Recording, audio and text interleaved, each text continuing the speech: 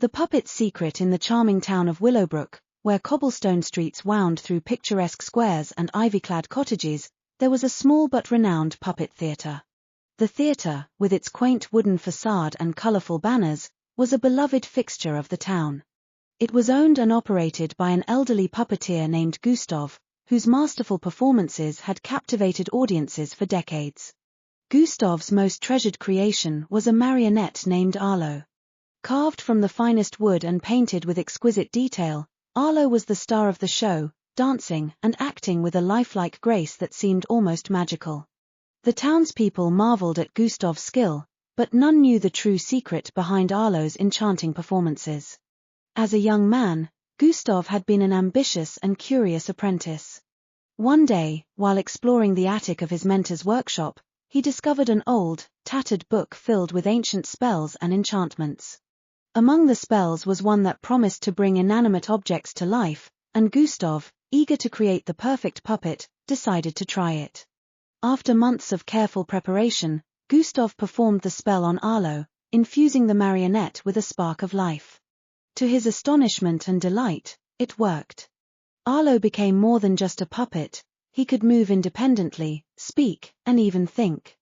But Gustav, fearing that the townspeople would react with fear or suspicion, kept the secret to himself. Years passed, and Gustav grew old. He continued to perform with Arlo, their bond deepening as they shared countless performances and adventures.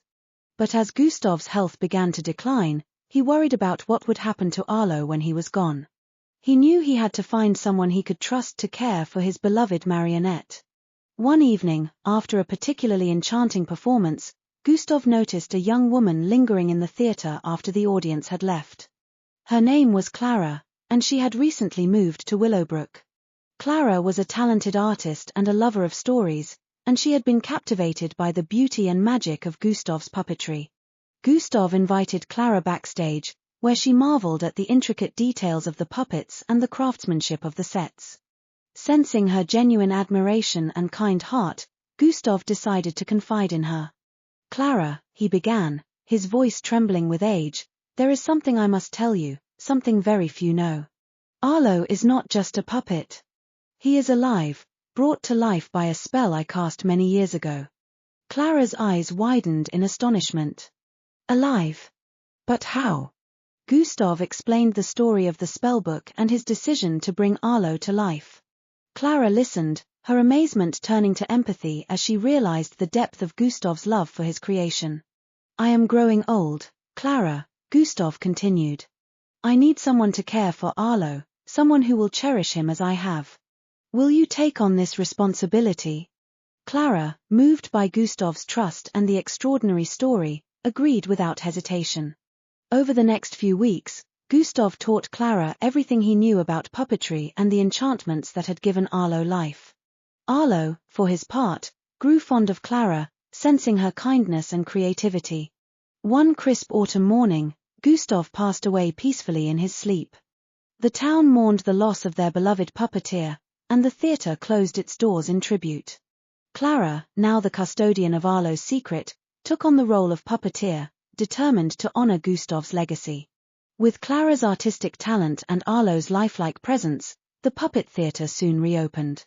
The townspeople were enchanted by the new performances, unaware of the magical bond between Clara and Arlo.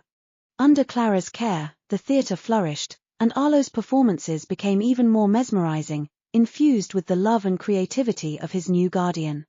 But as time went on, Clara began to notice something strange. Arlo's movements, once so fluid and graceful, became more deliberate and thoughtful. He began to express opinions and emotions that seemed beyond the scope of a mere puppet. Clara realized that Arlo was evolving, his spark of life growing stronger and more complex. One evening, after a particularly stirring performance, Clara sat with Arlo backstage. "Arlo," she said softly, "I think you are becoming more than just a puppet.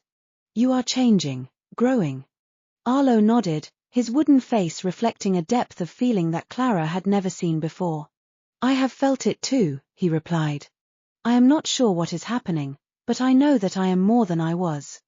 Clara and Arlo spent hours talking, exploring the mysteries of his existence and the possibilities of his future. They wondered if the spell that had brought him to life had set in motion a transformation that neither Gustav nor Arlo had anticipated. Determined to understand Arlo's nature and to help him find his place in the world, Clara began to research the old spellbook and other ancient texts. She discovered references to other enchanted beings, each with their own unique paths and destinies. The more she learned, the more she realized that Arlo's journey was just beginning. With Clara's support and guidance, Arlo continued to evolve. He became an integral part of the theatre, not just as a performer but as a collaborator, contributing ideas and creativity to their productions. The bond between Clara and Arlo deepened, their partnership a testament to the power of love and the magic of storytelling. As the years passed, the puppet theatre of Willowbrook became a place of legend, known far and wide for its extraordinary performances. Visitors from distant lands came to witness the magic of Clara and Arlo, drawn by the whispers of a living puppet and the enchantment that filled the air. Clara and Arlo's story became an inspiration to all who heard it, a reminder that magic could be found in the most unexpected places and that the bonds of love and creativity could transform even the simplest of beings into something extraordinary. And so, the puppet theatre continued to thrive, a beacon of wonder and joy, where the line between reality and magic blurred, and where the stories of Clara and Arlo were woven into the very fabric of the town's history.